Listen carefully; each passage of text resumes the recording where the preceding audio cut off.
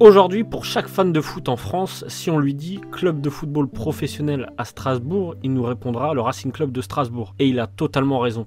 Mais est-ce que vous saviez qu'un autre club de la ville de Strasbourg, au destin plutôt tragique, aurait pu totalement faire partie des grands noms du football français? Aujourd'hui, dans cette vidéo, je vous emmène à la découverte de l'histoire folle, dramatique et peu connue du deuxième club historique de la ville de Strasbourg, l'un des clubs les plus emblématiques et titrés d'Alsace, avec pas moins de 2 championnats de France amateurs, 2 championnats de division 3, 7 championnats d'Alsace et 10 coupes d'Alsace, et ayant compté dans ses rangs des joueurs comme Didier Six, Arsène Wenger ou encore plus récemment Jonathan Klaus, rien que ça, l'AS Pierrot Vauban Strasbourg, et qui est le club qui ne voulait pas devenir professionnel.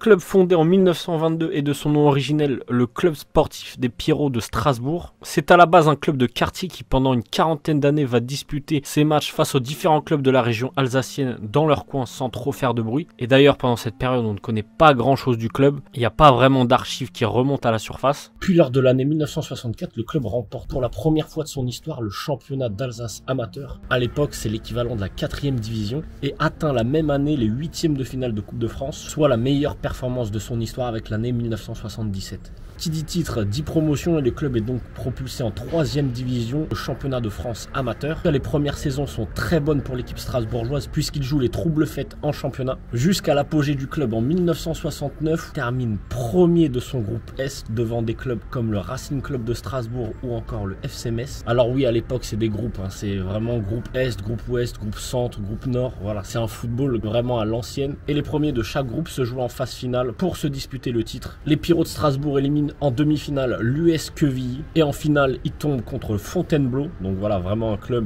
comme je vous l'ai dit, amateur. L'US Quevilly on connaît un petit peu plus. Finale qui, pour la petite anecdote, se joue au Parc des Princes, donc l'ancien Parc des Princes, pas le nouveau parce que vous savez depuis peut-être, mais il a été refait. Et en 1969 donc le club des Pierrots Strasbourg remporte son premier titre de champion de France amateur. Et là vous vous dites génial, ça veut dire titre égale promotion. En fait c'est la dernière saison où les vainqueurs de chaque groupe de championnat amateur ne montent pas. À l'époque la 2e division est complètement fermée au club amateur et c'est un circuit fermé pour les professionnels. Dénouement assez amer de cette belle saison pour le club. Mais je vous ai dit que c'est la dernière saison, donc normalement s'ils gagnent, ils montent pour découvrir enfin la 2e division et le monde professionnel. Vous avez compris où je veux en venir, ils finissent premiers de leur groupe à nouveau pour la 2e saison consécutive et donc disputent les phases finales pour soulever leur 2e titre de champion de France amateur. Ils accèdent en finale face à Montélimar. Le match se déroule toujours au Parc des Princes. C'est le dernier match de football joué dans la version ancienne du Parc des Princes. Le match se termine et bien évidemment le club sportif des Pierrots de Strasbourg est de nouveau champion de France amateur. Donc maintenant titre égale promotion. Alors oui, mais pas vraiment. Ce club n'a vraiment pas de chance avec tout ce qui est monté en professionnel, etc. Du coup, qu'est-ce qui bloque la montée du club strasbourgeois dans le monde professionnel et en 2e division? Eh bien, les dirigeants ont décidé de fusionner le Racing Club de Strasbourg avec le club des Pierrots de Strasbourg, juste après le titre de champion de France amateur, afin de former un seul et même club professionnel dans la ville de Strasbourg, afin de peut-être mieux réussir, je pense, et voilà, de pérenniser le football strasbourgeois dans le monde professionnel. Le club se renommera alors le Racing Pierrot Strasbourg Méno. Ouais, ça fait un peu... ça fait long, vraiment, ça fait long. Donc là, ça pourrait être la fin de l'histoire, mais pas vraiment, puisque certains membres des Pierrots de Strasbourg y voient une perte d'identité totale avec la fusion du club et décident de recréer un club dès l'année suivante, le 14 juin 1971. Le club alors recréé est obligé de redescendre au plus bas échelon du football français, malheureusement. C'est comme ça. Soit en 9e division à l'époque. Et le nouveau club s'appellera du coup l'AS Vauban Strasbourg, en hommage au quartier dans lequel on est là, à Vauban. Le club fusionné, lui, vacille entre la 2e division et la 1re division. Mais nous, ce qui nous intéresse maintenant, désormais, c'est l'histoire de l'AS Vauban. Est-ce qu'ils vont réagir? Qu'est-ce qu'ils vont faire?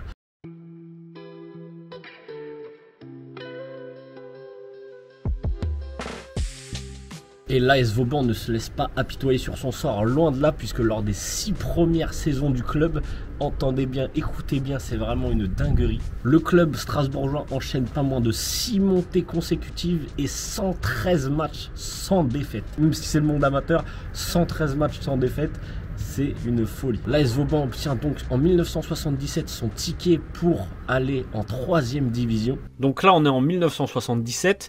Et en 1977, il y a une petite chose qui se passe de l'autre côté, donc le Racing Pierrot Strasbourg-Méno. Eh bien, le Racing Pierrot Strasbourg-Méno abandonne son club et se rebaptisera le Racing Club de Strasbourg en 1977, ce qui révèle le véritable échec de la part des anciens dirigeants qui ont voulu fusionner les deux clubs, puisqu'il n'y a plus aucune trace de l'ancien club des Pierrots de Strasbourg avec l'histoire du Racing Club de Strasbourg qu'on connaît aujourd'hui. Enfin, ça reste dans l'histoire, mais maintenant il n'y a plus de visibilité apparente du club. Heureusement que certains membres avaient senti la douille arriver en recréant un nouveau club une année plus tard. Le club de l'AS Vauban Strasbourg est d'ailleurs renommé en 1977 l'AS Pierrot Vauban Strasbourg, histoire de remémorer quand même le passé.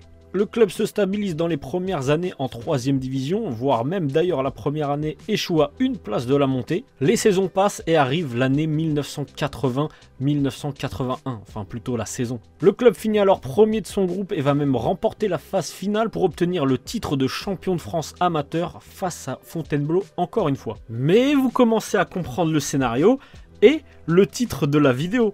Qu'est-ce qui va se passer pour que ça ne fonctionne pas et qu'ils n'accèdent pas en 2e division? Eh bien, le président de l'époque, Émile Stahl, qui est une figure emblématique du club puisqu'aujourd'hui le stade où joue l'équipe porte son nom, eh bien il décide de refuser la montée en 2e division car selon lui cela entraînerait le club dans une aventure totalement suicidaire qui mènera tôt ou tard le club à la faillite. Donc le club restera en 3e division et d'ailleurs l'année suivante remportera à nouveau le titre de champion de France, mais comme vous le savez, eh ben, il ne veut pas remonter en 2e division, ce n'a pas changé en un an de temps et décide toujours de rester en 3e division. Il reste donc durant une dizaine d'années en 3e division et d'ailleurs durant ces 10 ans là ils ne finiront plus du tout en tête de leur championnat de groupe Est. Mais là intervient une décision totalement incompréhensible de la part du président Émile Stahl qui viendra entamer d'ailleurs une longue et dure chute du club dans les abysses du football français puisque le président ne veut plus que le club participe aux championnats nationaux du football français. Je suis un peu comme vous, j'ai vraiment eu du mal à comprendre le raisonnement du président, mais bon, c'est son club, il le dirige comme il veut.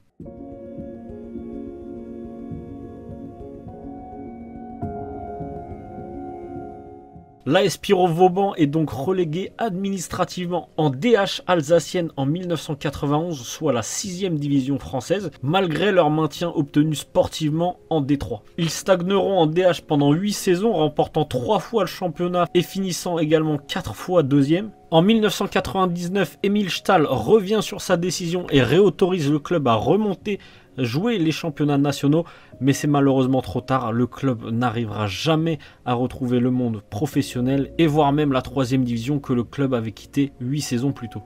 Entre 1999 et 2020, le club jouera seulement une saison en CFA, soit la 4e division lors de la saison 2005-2006, 14 saisons en National 3 CFA 2, donc la 5e division, et 6 saisons en Régional 1. Avant de sombrer définitivement dans les abysses du football français avec une relégation en Régional 2 lors de la saison 2022-2023, bouclant la saison avec seulement une victoire en 26 matchs. La saison suivante rebelote avec une relégation en Régional 3. Et comme si cela ne suffisait pas, on estime lors de l'année 2024 pour le club strasbourgeois des dettes à hauteur de plus de 100 000 €. L'AS Pierrot Vauban Strasbourg est donc contraint d'être placé en redressement judiciaire en février 2024 ainsi qu'être relégué administrativement en départemental 1 lors de la saison 2024-2025. Malheureusement, le redressement judiciaire ne sauvera pas le club. Et malgré les tentatives d'Émile Stahl et de ses successeurs, le club est déclaré en faillite.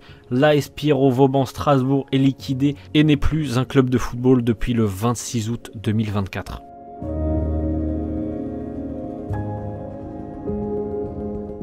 Aujourd'hui, un nouveau club a été refondé sous le nom de l'US Vauban pour ne pas laisser les licenciés de l'ancien club sans équipe. Et qui dit nouveau club dit forcément redescendre au plus bas de l'échelon du football français et du football alsacien. Et l'équipe de l'US Vauban joue donc en départemental 4 aujourd'hui, à l'heure où on se parle.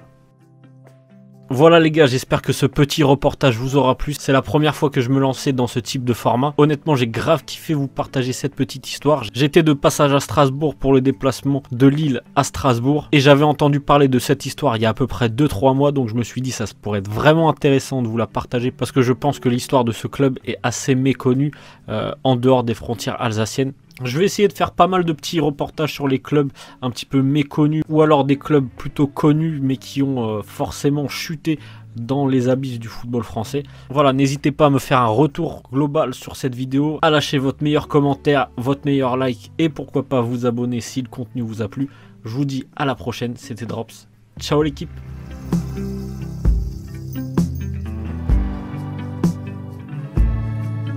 Le folklore du tournage.